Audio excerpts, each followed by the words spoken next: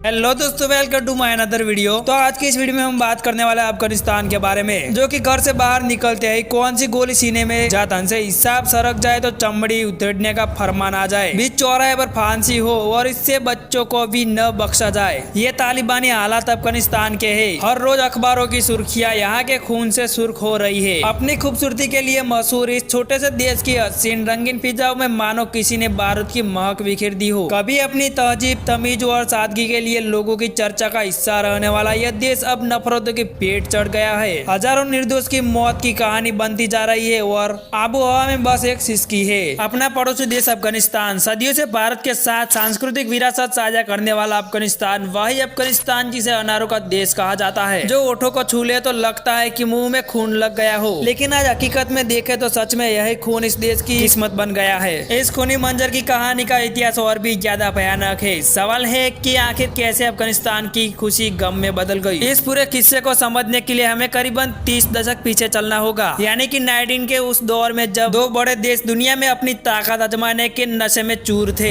एक और था अमेरिका, तो दूसरी तरफ था सोवियत संघ यानी कि रूस। दुनिया में सबसे शक्तिशाली बनने में मदमस्त इन दोनों देशों में दुनिया के कई खूबसूरत नक्शों की तस्वीर हमेशा के लिए बदल दी थी। इसी की गिरफ्त में अफगानिस्तान भी आया। दरअसल हुआ यूं कि रूस ने अफगानिस्तान में अपने जवानों को उतार दिया था और राज कर रहा था। ये बात जब अमेरिका को नवागार गुजरी तो अमेरिका ने मुजाहिदों की एक फौज खड़ी करवा दी। भारी हथियार, पैसों, सब कुछ चौंक दिया। नतीजा रूस ने अपने कदम तो अफगानिस्तान से खींच लिए, लेकिन यहाँ की वादियों में जुल्म की आग सुलगती रही। मुजाहिद के तड़े से नींव पड़ी तालिबान की, जिसका नेता बना मुल्ला अमर। कई लोगों का यह सवाल भी होता है कि तालिबान का मकसद क्या है, जो कि इसके पीछे देखो तो पश्तो जुबान में छात्रों को तालिबान कहा जाता है। माना जाता है कि पश्तो आंदोलन पहले धार्मिक मदरसों में उभरा और इसके लिए सऊदी अरब में फंडिंग की। इस आंदोलन में सुन्नी इस्लाम की कट्टरता मान्यताओं का प्रचार किया जाता था। लेकिन अब हमें यहाँ थोड़ा ठहरना होगा। तालिबान का जो चेहरा आज हमारे सामने है, जिस क्रूरता, कट्टरता और हिंसा के उदाहरण आज हम देख रहे हैं, वो तालिबान शुरू में ऐसा नहीं था। तालिबान ने जब 1996 में अफगानिस्तान पर पहली बार कब्जा जमाया तो आम लोगों ने उसका खुलकर समर्थन किया और तालिबानियों का स्वागत किया, क्योंकि तालिबान तब सुधारों के नाम पर आया था। उसका कहना था कि अफगानिस्तान भ्रष्टाचारों की भेंट चढ़ चुका है, जिसके लिए जरूरी है कि हम सत्ता में आए। ऐसा हुआ भी। सत्ता हथियाने के बाद तालिबानी ने भ्रष्टाचार पर अंकुश, अराजकता की स्थिति में सुधार, सड़कों का निर्माण और नियंत्रण वाले इलाके में कारोबारी ढांचा और सुविधाएं मुहैया कराई। इन कामों में चलते शुरुआत में तालिबानी लोकप्रिय भी हुए, लेकिन फिर तालिबानियों ने अपना असली रंग दिखाना शुरू कर दिया। कट्टरता की ऐसी मिसाल गढ़ी की इंसानियत कांप उठी। पाबंदियों का ऐसा फरमान जारी किया कि हर ओर बस एक चुप्पी नजर आने लगी। बीच चौराहे पर फांसी, कौंडे की सजा, लड़कियों के लिए स्कूल और टीवी देखने तक पर बैन, पुरुषों के लिए दाढ़ी और महिलाओं के लिए पूरे शरीर को ढकने वाले बुर्के का इस्तेमाल जरूरी कर दिया गया। तालिबान के इस खौफ का अंदाजा इसी बात से लगा सकते हैं कि आज भी जब हैवानियत की मिसाल देनी हो तो वहाँ तालिबान कह दिया जाता है। अफगानिस्तान तालिबान के आग में सुलझ ही रहा था कि इसी बीच 11 सितंबर 2001 को अमेरिका में वर्ल्ड ट्रेड सेंटर पर हमले के बाद दुनिया भर का ध्यान तालिबान पर गया। हमले के मुख्य संदिग्ध ओसामा बिन लादेन और अल-कायदा के लड़ाकों का शरण देने का आरोप तालिबान पर लगा। अमेरिका ने 7 अक्टूबर 2001 को अफगानिस्तान पर हमला कर दिया और दिसंबर के पहले सप्ताह में तालिबान का शासन खत्म हो गया। फिर नाम आता है उस देश का जिसके बिना कट्टरता और आतंकवाद का हर किस्सा अधूरा है। वो नाम है पाकिस्तान, जिसने